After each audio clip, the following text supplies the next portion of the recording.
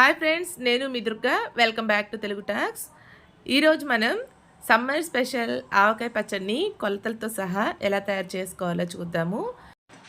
ఈ వీడియోలో ఎలాంటి మామిడికాయలు ఆవకాయ పచ్చడికి బాగుంటాయి అనేది కూడా చెప్తాను, ఒకసారి చూసేయండి.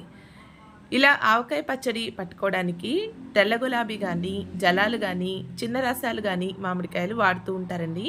నేను ఇక్కడ తెల్ల గులాబీ కాయలు తీసుకున్నాను. ఇవి ఆవకాయ పచ్చడికి మంచి ఫ్లేవర్ని ఇస్తాయి. అందుకని తెల్ల గులాబీ జలాలు ఎక్కువగా ప్రిఫర్ చేస్తారండి. ఈ తెల్ల గులాబీని మనం గుర్తుపట్టడం కూడా చాలా ఈజీ. అది రౌండ్ షేప్గా ఉండి కొంచెం కొన తేలి ఉంటుంది. ఇలాంటి కాయలు నేనైతే 20 కాయలు తీసుకున్నాను. దీన్ని శుభ్రంగా మూతులు కోసేసి, అంటే తొడిమలన్నీ కోసేసి మనం చిన్న ముక్కలుగా కట్ చేసేసుకోవాలి. ఎందుకంటే మనం తొడిమి కట్ చేసిన తర్వాత ఆ సొన అనేది బయటకు వస్తుంది. అందుకని తొడిమి కట్ చేసి మాత్రమే కడుక్కోవాలి. కడిగిన తర్వాత శుభ్రంగా పొడి క్లాత్తో తుడిచేసుకుని ఆరబెట్టుకోవాలి. ఆరిన కాయలు ముక్కలుగా కట్ చేసుకుని లోపలున్న జీడి మొత్తం కూడా శుభ్రంగా వేరు చేసేసుకోవాలి. ఇదిగోండి, ముక్కలన్నీ కట్ చేసిన తర్వాత ఇలా ఒక దానిలో వేసేసుకుందాము. నేనైతే కొలిచి వేసేసుకున్నాను. ఈ కొలత గిన్నెతో 4 గిన్నెల వరకు ముక్కలైనాయి. దీని ప్రకారం మనం దానిలో అన్ని ఇంగ్రీడియంట్స్ కూడా వేసేసుకోవచ్చు. ఇలా ముక్కలుగా కట్ చేసుకున్న తర్వాత దీనిలో ముందు పసుపు, నూనెని వేసి కలిపేసుకోవాలి. ఇలా వేయటం వల్ల ముక్క అనేది మెత్తపడకుండా ఉంటుంది, గట్టిగా ఉంటుంది. అందుకని చెప్పి ముందుగా పసుపు, నూనె కలిపేసుకోండి. నేను ఇక్కడ నువ్వు పప్పు నూనెను వాడుతున్నాను.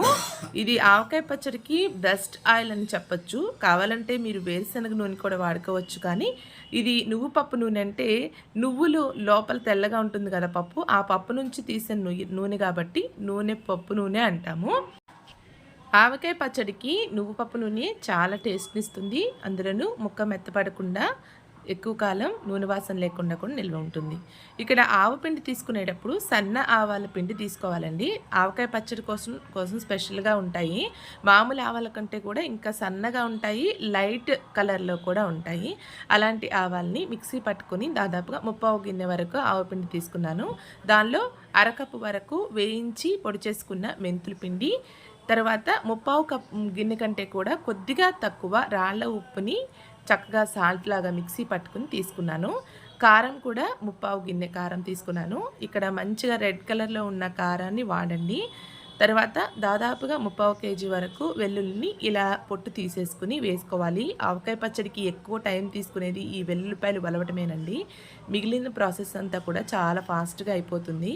ఇక్కడ వెల్లుల్లిపాయలకి కొద్దిగా నూనె రాసి 1 గంట సేపు ఎండలో పెడితే పొట్టు తొందరగా వస్తుంది. అలా ట్రై చేయండి. ఇక్కడ నూనె అనేది మనం ఇందాక 1.5 లీటర్ల వరకు పోసుకున్నాము. తర్వాత మనకి ఇంకా నూనె అవసరం పడుతుంది. ఇదిగోండి, ఇది 5 లీటర్స్ టిన్ను. దానిలో 1.5 లీటర్లు పోసాను. ఇప్పుడు ఇంకో లీటర్ వరకు నూనె పట్టింది. అంటే దాదాపుగా 2.5 లీటర్లు. నూనె అనేది కొలత ఖచ్చితంగా ఉండదండి. ఎందుకంటే ఒక్కొక్క కాయలో ఎక్కువగా ఓట వస్తుంది కాబట్టి నూనె త్వరగా పైకి తేలుతుంది. మనం ఒక పూట ఆవకాయ పచ్చడిని పక్కన ఉంచిన తర్వాత ఇలా నూనె పైకి తేలాలి. అలా తేలే వరకు నూనె అనేది పోసుకోవాలి. అలా అయితేనే పచ్చడి అనేది సంవత్సరం పాటు చక్కగా నిల్వ ఉంటుంది, రంగు కూడా మారకుండా ఉంటుంది. ఒకసారి ఒక పూట ఒక రోజు అయిపోయిన తర్వాత మొత్తం పచ్చడంతా కూడా కలిపి పెట్టుకుని ఇలా డబ్బాలో కానీ జాడీలో కానీ స్టోర్ చేసుకోండి.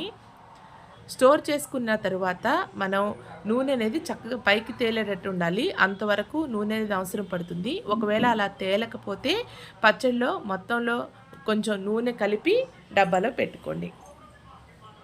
మీకు ఉప్పు కానీ కారం కానీ ఏది తగ్గినా కూడా కలుపుకోవచ్చు. ఇంకా గుజ్జు ఎక్కువగా కావాలి అనుకుంటే ఆవపిండిని పెంచుకోవచ్చు. ఆవపిండి పెంచితే దానికి తగినట్టుగా కొద్దిగా ఉప్పు కారం కూడా పెంచుకోండి. అప్పుడు గుజ్జు అనేది ఎక్కువ వస్తుంది. ఇది నేను వేసిందైతే మామూలుగా మీడియం గుజ్జుగా ఉంటుంది పచ్చడి అనేది. ఇలా నూనె మాత్రం కంపల్సరీ పైకి తేలే ఉండాలండి సంవత్సరం పొడుగునా కూడా. అప్పుడే పచ్చడి సంవత్సరం అంతా నిల్వ ఉంటుంది. కాయలు ఎంచుకునేటప్పుడు కూడా మంచిగా గట్టిగా ఉన్న కాయల్ని మాత్రమే ఎంచుకోండి. వీడియో కనుక నచ్చినట్లయితే లైక్ చేయండి, షేర్ చేయండి, కమెంట్ చేయండి. మా ఛానల్ తప్పకుండా సబ్స్క్రైబ్ చేసుకుని పక్కనున్న బెల్ ఐకాన్ క్లిక్ చేయండి. Thanks for watching.